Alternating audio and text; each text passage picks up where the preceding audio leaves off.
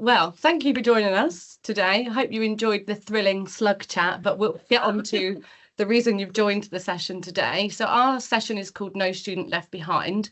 We're really thrilled that you've joined us to hear more about how we support our students who are studying from within a secure environment. So that's a prison or a hospital. My name's Sammy. I'm a projects officer in the Equality, Diversity, Inclusion and Student Welfare team. And with me is Verity Robinson.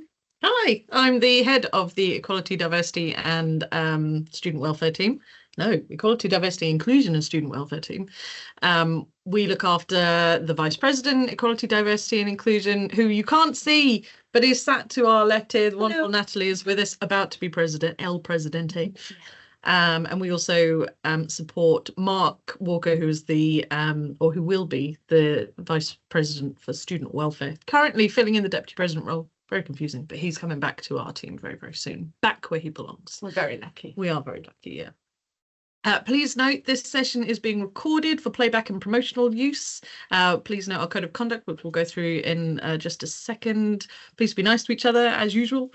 And you can enter our prize draw by attending the session, which you're doing, and then complete the form. It's already been shared in the chat, I believe. It's just a little bit further up, so hopefully you can see that. And it will probably be shared again, I think. I would have thought so. Yeah. I would have thought so. Great, thank you. So if we just go through our code of conduct very quickly, it's anyone that's been to one of our sessions before will be fairly familiar with it. I'm not going to read through the whole thing. It is available on our website if you want to read read it all. But basically, just be nice and kind and tolerant and respectful of everybody in the chat. Thank you very much. So what we're going to talk to you about today is our wonderful library study volunteer service, who actually we have one of our lovely volunteers who have joined us today. We are going to talk through the Hoot student newsletter, the individual representation service, and then there'll be some time at the end for you to ask us some questions. So get those ready for us. Okay. So have you ever considered how difficult it would be to complete your studies without the use of the internet or a library? So the OU currently has approximately 1,800 students from studying from within a secure environment, such as a hospital or a prison. These students do not have access to a computer or internet and therefore cannot access the OU library. Consequently, they cannot do independent research for their assignments themselves, which is how the library study volunteer service was created. And actually, prior to this, it was more often than not people getting relatives and friends who were not in prison or hospital to do research for them using their student logins, wasn't it? So yeah, there was a big need for this service to be created. So particularly as not everybody had a friend or a family member that could do that kind of research. Anybody that's done any independent research knows it's not something that you can just pick up.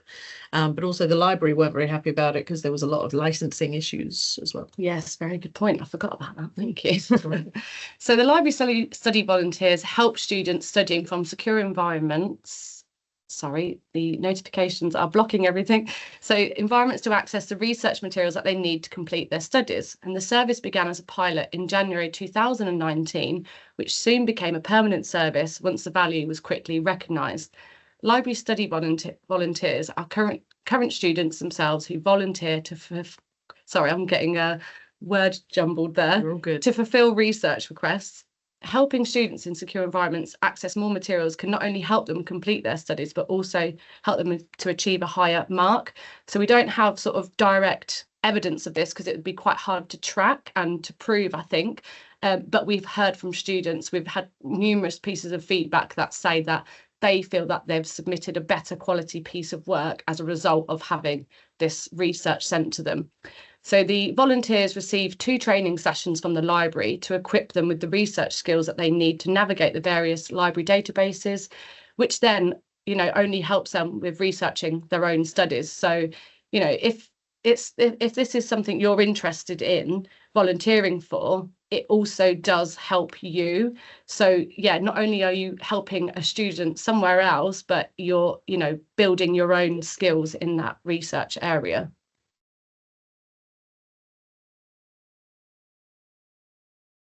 Oh, yeah, all good.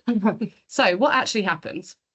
So we received the request for the resources via a student's education officer. So they'll either fill out a piece of paper that gets sent to the university, and the Students in Secure Environments team will scan that in, send it over to us. Or we do have an electronic form that an education officer can complete, and that goes directly to our mailbox. And then the lovely Anna in our team, she'll pick up this request, she'll post it on a forum which all of our volunteers get access to, and they will then pick up the request and go off, do the research. This can take a few days. And then once they do that, they email that over to the warehouse. They fill out a form themselves to say what research they have found, what the articles or books, journals, whatever it is that they've found. There's all sorts that students can request. They'll then attach it to an email. The warehouse receive it. They open the attachments or the links or whatever they've been provided. They'll print everything off in black and white, and it all then gets sent on to the student in the secure environment. And then that helps them to achieve a higher mark because they've got their wider reading. So that the time frame of when things get through to them can vary, but on average, I think it takes, is it up to about 10 days from when we receive the request from the library, the warehouse receiving it? It's not much, it's 5 to 10 days, isn't it, I think? So our service level, we like to say that everything sort of between the student sending it to us and hopefully their institution then receiving it, the internal post it, particularly in prisons, can be a bit, we can't control that. They obviously have their own internal processes that they follow, and we can't do that, do much about that. But we say it's a 14-day turnaround. The service level agreement with the warehouse, which is the same warehouse that would print all of your module materials, so it's the same place, which is helpful. So they've got all the information they need to send it on, but they do it within 2 days. So if we send something to them, once the volunteer sends it on to them, it's printed and sent within 2 days. Amazing. The average turnaround, I think, from us popping a request into the forum and then it being sent to the warehouse, so our volunteers are picking these requests up, the average turnaround is 4.5 days, I think it is. Wow, that's coming down. It's pretty good. Yeah, pretty quick. Thank you to our volunteers. That's amazing. I mean, they're amazing. Yeah. So achievements that we've fulfilled, that we've achieved in the time that we've done it. Obviously, as Sammy said, we started the pilot back in 2019. We weren't sure whether it was going to take off. We weren't sure how many students were going to use it. It's obviously very hard to advertise to students in prison. It's tricky. You're sort of shouting into a void a lot of the times anyway, but it's even worse. But we've just done over 600 requests for nearly 200 students. So 198 students have made over 600 requests in just 5 years, which is mad. And that equates to 3,755 pieces of research. So that would be individual links that said, I mean, God knows how many pages that equates to. That would be a lot of pages of stuff that's being sent from the warehouse. Do we have a data person in the office who can work that out? Maybe. Where's the team when you need them? I'm sure we've got a team that can do something like that. What a boring job that would be then. But it's a massive testament, as it says on the screen there, to our hardworking sort of team behind the scenes. It's one of the best pieces of collaborative work, I think, we're biased. Yeah. But we think it's one of the best pieces of collaborative work between ourselves and the OU, so the library team, and the Students in Secure Environments team have been amazing with that. And of course, the warehouse staff as well. Our team, obviously, got to big up our team. They're great. Anna's great at supporting it. We've had lots of team members that have done it in the past, but the biggest thanks has absolutely got to go to our incredible volunteers who are picking this up for us. We will be recruiting. Here's our shameless plug. We will be recruiting for this opportunity in the summer. We've got a sort of sign up to hear, express an interest form. Jess has just popped it in the chat there. So if you are interested to get sort of first refusal on, pop in a application in when we open that in probably the beginning of July. Do pop your name and email address into that form and we will get in touch with you. But the volunteers are outstanding. There's one in the chat, as we've mentioned already, at least one. I'm not keeping up with the chat, so I don't know who's here, but thank you. What I think is amazing as well is that these volunteers are already researching for their own modules and then researching for another student. I mean, I personally always found researching for my own stuff pretty hard. So to take on for another person that commitment, I think is just astounding. So yeah, hats off to all of you who do it, because it's wonderful. And it can be really varied, like the requests that Yeah. we get in. They can be quite tricky and specific. Yeah, they can be surprisingly specific. When we first opened, we thought we would get things like, give me everything you know on Shakespeare's Hamlet, you know, and it would be a massively vague kind of stuff. But we'll end up with stuff that's like, can I have pages 68 to 72 of this? Because obviously the student's reading what's being referenced in their model materials and then wants to read the next part or the next chapter. It's yeah.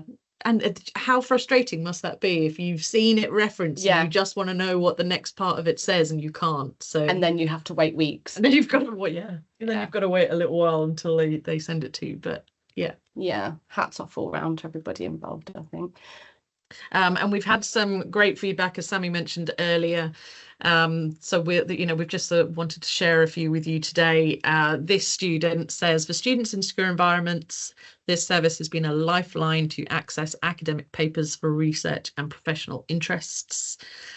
And then another said, without the detailed information I receive, I would not have attempted my EMA. I'm very grateful for the prompt service I was given and to the OU students who spent their time researching. That's nice. Amazing.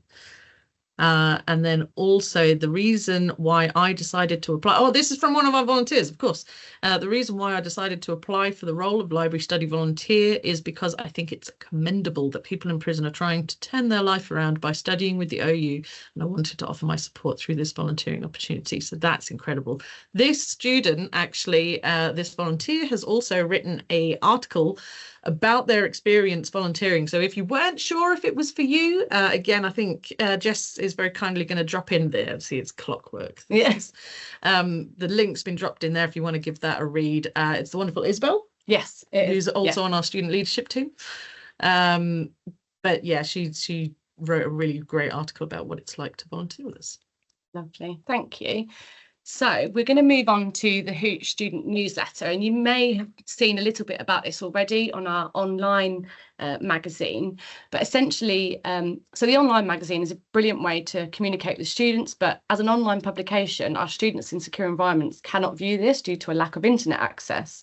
And, you know, it is a really brilliant way to make students feel, you know, part of the community that they're in. And yeah, but because it's online, it's not accessible to a small but really important part of our student community, and therefore the association decided to take the Hoot directly to them in print form.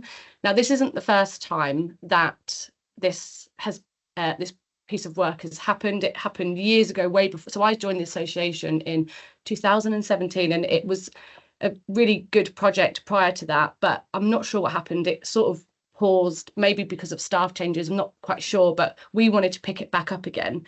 And so if I just move on to my lovely timeline slide. So December 2021, I think it was actually part of our strategy to re-explore whether we could, you know, bring this project back to life. So the newsletter project team met with the OU Students in Secure Environments team to discuss the requirements of the project, to see, you know, what changes had happened, whether we could, you know, get back on track with this. And it was a really successful meeting. We did find out that there were some sort of caveats that we need to be aware of, but so this was always part of it, that we always had to remove names of students or staff from articles, so nothing that could identify anybody, and remove. But the next sort of, I think what we used to do years ago was put in content that sort of any student could find online, and we sort of decided as a project team in 2021 that it needed to be more relevant, so that they're not just picking up something that's like, oh, this is what you could have had, like, you know, attend conference on campus or whatever it was, which they couldn't do. So we made the decision to remove any unsuitable or relevant content, and we had to learn that the newsletter would be printed in black and white for security reasons. Then in February, the newsletter team began selecting articles from hundreds available on the Hoot, and what we would do is edit them to say, if it mentioned, you know, I attended a what are they called? Sorry, the little sessions that you have for your studies. Oh my goodness, I've gone blank. Tutorials, that's it. Oh my God, how can I forget? I've been to so many myself. But anyway, where it mentioned like tutorials or forum access or, you know, working like group work, we removed any sort of mention of those. Then in May 2022, the first newsletter was sent to the warehouse to print and sent to over 150 secure environments. And then in November 2022, we had our first student from a secure environment who had written their own article to be published for the first time. So that was really exciting because it meant that, you know, students were engaging with it, you know, and felt the need to share their story as well, which was just, you know, a huge achievement for us. So here we are, 5 editions later. Over the 2 years, the newsletter's appearance has changed somewhat. So the first 2 editions had 3 column pages with a darker font for the text on a white background. But it was actually a student from a secure environment who wrote to us with their feedback and advised us that the newsletter could go further in being accessible. And they linked to a really brilliant accessibility charity guidance on print and, you know, what the font colours need to look like, the sizing, all of that information. And so this student's feedback was taken on board. The project team researched the suggestions and then actually went ahead and made all of the necessary changes. They were all applied. And we felt really grateful that a student had, you know, gone to this effort to help us, because it, like I said before, it meant that they were engaging with it, but also it meant that we could make a change that would then benefit the whole audience of our newsletters. So we were really pleased. Yeah, and as you can see, like over the years, our sort of look has changed slightly. So we've gone to like a 2-photo sort of front cover, and we changed the logo when it's like Pride season. And I've recently just made on edition 5, I know you probably can't see it very well, but I've just made this student newsletter text slightly darker because I just felt like these other ones, it was a little bit too sort of pale. But yeah, it's a really fun project to work on. So the sort of things we include, we know from the students in secure environments that they want more success stories. They want to read the newsletter and feel uplifted. So we also regularly invite our readers to submit an article. But recently we've included 2 uplifting interviews, which will be published online in perhaps July time on our online magazine for you all to read.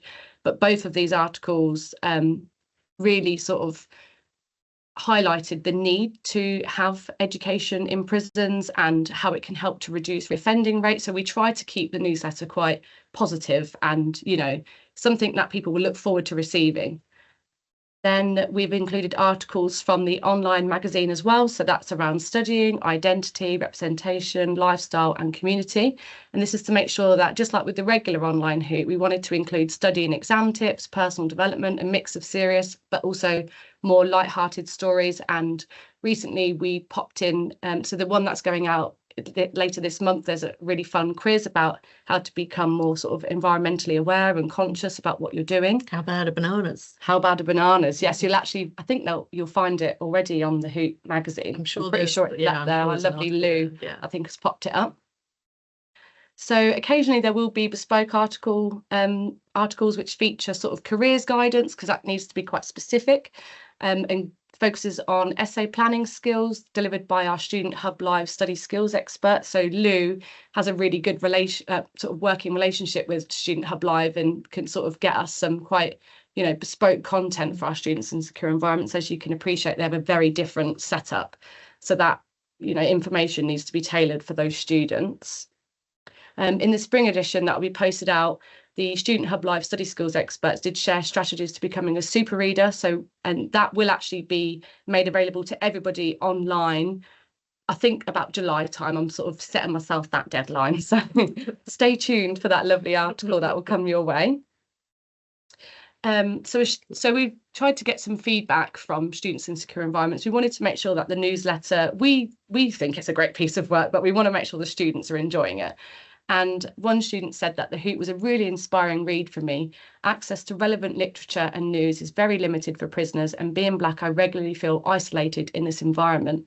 Finding publications and stories about other Black students was enlightening, which was a really touching quote. Awesome, and it just, yeah, when I'm sort of, next time I'm feeling a bit stressed about the newsletter or deadlines approaching, I'm going to have this quote in the back of my mind to think, keep going, get it done. It's such rewarding work, all of this, because it's the feedback, you know, and you've seen some of the other feedback that we get. It's just so uplifting, isn't it? Really, it's really worthwhile. We really love our jobs. We do. We're very lucky. Okay, I'm going to talk to you about our individual representation service. So some of you already might know about the individual representation service. So this is actually a relatively new service that our team also looks after. We have 2 student advisors that can take you through those really tough times that we hope you never find yourselves in. But if you need to make a complaint through the university, at either stage 1 or stage 2, or an appeal, central disciplinary committee cases, we will go with you as an advocate, any academic misconduct situations, all that sort of stuff. So we've been doing that for a couple of years now. Crikey, I couldn't even tell you what the date is. But not that long, couple of years, but we wanted to know how we might be able to get this out to our students in secure environments, because negotiating student policies can be really tricky. And although they're in a slightly different situation where they have the educational advisors or officers, the educational officers within their institution, they're probably supporting lots of students in that institution who are studying at lots of different, higher educational sort of places. So they might have 15 that are studying with the OU, but they might also have some that are studying at other places. So it's unfair for us to assume that they would know all of the relevant policies inside and out that they would need to. So we wanted to get in touch with all of those education officers and offer the support of our student advisors, who can set up calls with students in prison, and they have. A lot of it can be done via email through that educational officer, as long as we can share the information. But that's essentially what we wanted to then do.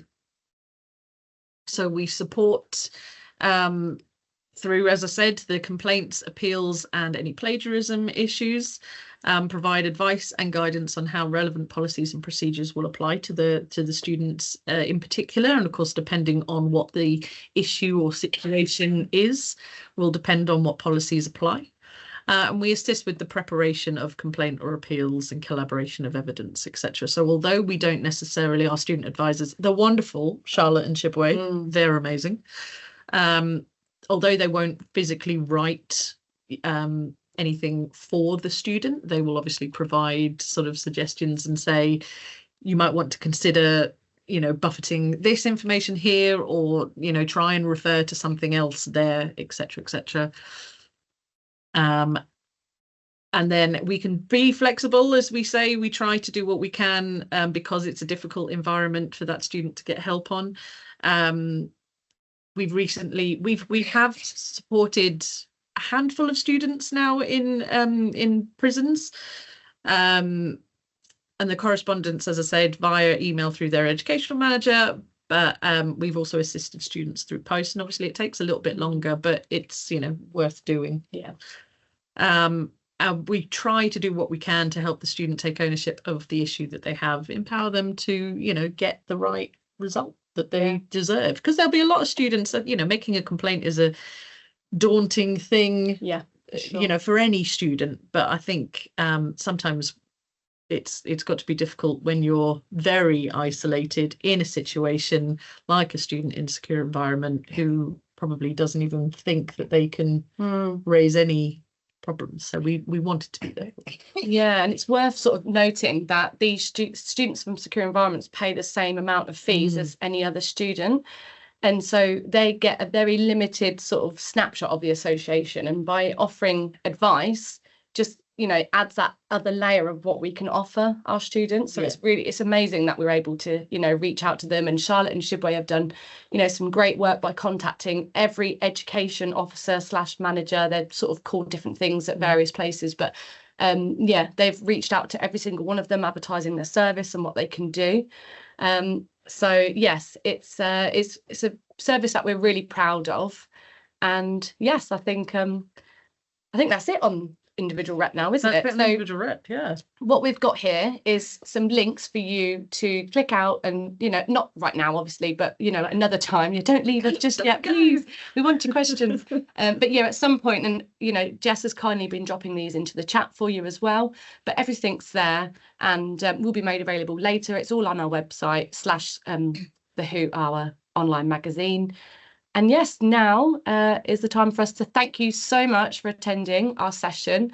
We're really pleased you've joined us, and I think we've got time now for some questions. So there is one in the chat that I clocked a second ago from Dale, who asked if we engage with central government departments to ensure better access by the Open University to students in secure environments, or is this service dependent on, or our services dependent on having relationships with the individual trusts, prisons, etc. So the Students in Secure Environments team within the Open University, there's a lot of strict stuff. It all has to go through the Ministry of Defence, basically. So sometimes we are limited on what we can do because the MOD says no, or sometimes we just do it and hope they don't notice. Oh God, don't tell anyone. But yes, the OU has a very we don't have to manage that conversation or that relationship. It's the OU Students in Secure Environments team who do manage that, but they do work very closely with the MOD. Yeah, is it Ministry of Justice rather than Defence, or MOJ? I think so. MOJ. I think it's MOJ. Oh, my bad. That would make sense. I just remember that from that first ever meeting with Tracy in December 2021, because I was like, what? We can't send in colour? And she was like, nope, it's what the MOJ. And so I've always sort of seen the MOJ as like the fun sponges, because I just think, why can't we send in a piece of colour? But I understand the security reasons, but yeah, one person ruins it for everybody else, and then there's a blanket kind of blanket rule. But the SEAS team, so the Students in Secure Environments team at the OU, are very good at keeping up to date with the latest guidance. So yeah, they're a really great team. We, like Verity said, it's a really good sort of example of our collaborative work with the OU, the warehouse team, the library, our lovely volunteers who it wouldn't work without, because the staff, we just don't have time to do this research. So yeah, it's a really phenomenal piece of work, isn't it? And for sure. And I mean, it's probably worth saying as well, although there's 198 students who have used it, we don't advertise the students to level 1 students. We say level 2, level 3 and PhD. But we wouldn't turn anyone away. We don't turn anyone away, but it says on that when they receive the form, it'll say level 2, level 3. So, and there are more students at level 1 than anywhere else. So probably the percentage of students that we're supporting, hopefully, is actually quite high in comparison to the total numbers. Yeah, that's awesome. Have I missed any other questions in the chat? And one thing I didn't say was that we do promote so the edition that's going out in the next few weeks, there is an advert for the Library Study Volunteers scheme, because again, like we said, it's quite limited on how we can promote it, but if we can put it in our own newsletter that goes to every single secure environment, then that's another way of us sharing, the opportunity that a student can access to get their wider reading. Yeah, were there any other questions? I haven't clocked any. We've loads of people are saying that everyone's awesome, which is great. I hope this has been interesting for everyone at least. Oh, here we go. There is a question. Is there? Wait. Are there different? Sorry, no, you go. Are there different approaches depending on the nature of the environment? Different restrictions for the content and such?